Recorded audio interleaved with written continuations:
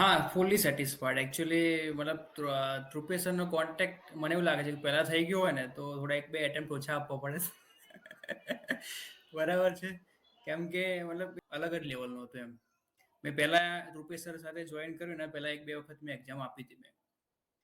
અને પછી ધ્રુપેશ સર સાથે જોઈન કરી અને પછી જે એમનું ટીચિંગ, એનું ઇન્સ્પિરેશન, મોટિવેશન અને ક્યાં ભૂલ થાય છે, એક આપણને મતલબ કઈ જગ્યાએ ઇમ્પ્રૂવ કરવાની જરૂર છે, એ બધું જ તમને એક પ્રોવાઈડ અ, તોપે સરથી મળી રહ્યું હતું મને.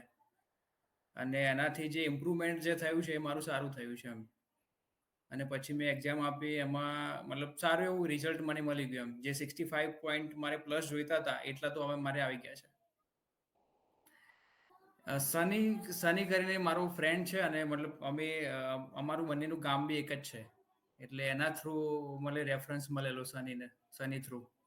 એટલે મતલબ સનીને એકચ્યુઅલી અમારા બંનેની વાત થતી હતી વોટ્સએપ ઉપર.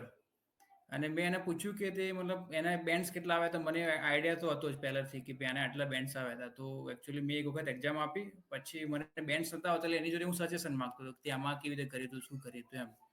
એટલે પછી એને તરત જ મને રેફરન્સ આપી દીધો ધ્રુપેશ સરનો કે તું આમની સાથે કોન્ટેક્ટ કરી લે એકવાર, તો થઈ જશે એમ. પ્રેક્ટિસ બી સારી કરાવશે